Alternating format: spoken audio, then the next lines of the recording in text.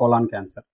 ప్రతి సంవత్సరం మార్చి నెలని colorectal cancer awareness మంత్‌గా declare చేయడం జరిగింది. ఈ కోలాన్ క్యాన్సర్ ఇన్సిడెన్స్ అనేవి ఈ మధ్య కాలంలో బాగా ఎక్కువగా పెరిగింది. స్టాటిస్టిక్స్ గాని చూసుకున్నట్లయితే ఈ కోలాన్ క్యాన్సర్ అనేది వరల్డ్‌లోనే థర్డ్ మోస్ట్ కామన్ క్యాన్సర్ అన్నమాట. మన ఇండియాలో గనక చూసుకున్నట్లయితే ఇది ఫోర్త్ మోస్ట్ కామన్ క్యాన్సర్. దీంతో పాటుగా ఎవ్రీ ఇయర్ సుమారుగా 50,000 కొత్త కేసులు నమోదవుతా ఉన్నాయి. దీంతో పాటు ఈ క్యాన్సర్ ఇన్సిడెన్స్ అనేది యంగ్ పాపులేషన్‌లో గూడా చూస్తూ ఉన్నాం. ఈ ఇన్సిడెన్స్ ఆఫ్ కోలాన్ క్యాన్సర్ పెరగడానికి గల ప్రధానమైన కారణము మన life style changes and change in food habits అన్నమాట.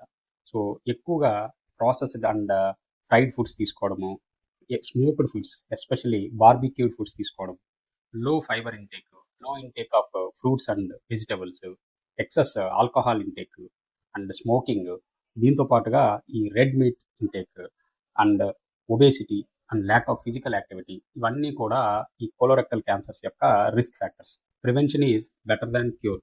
సో, ఈ కోలాన్ క్యాన్సర్స్ని మనం ప్రీ క్యాన్సరస్ స్టేజ్లోనే కనుక డిటెక్ట్ చేసినట్లయితే ఈ కోలాన్ క్యాన్సర్స్ రాకుండా మనం ప్రివెంట్ చేయగలుగుతాం. ఎవరిలో అయితే మోషన్స్లో బ్లడ్ రావడము, దాంతోపాటుగా ఎక్సెస్గా అన్ఎక్స్ప్లెయిన్డ్ వెయిట్ లాస్ ఉండడము, బాగా ఆకలి తగ్గిపోవడము, పర్సిస్టెంట్గా అబ్డామినల్ పెయిన్ రావడము, క్రానిక్ డయేరియాస్ అంటే లాంగ్ స్టాండింగ్గా మోషన్స్ అవుతూ ఉండడము, ఇటువంటి సిమ్టమ్స్ ఉన్న వాళ్ళు ప్రాపర్గా ఎవాల్యుయేట్ చేయించుకోవడం మంచిది.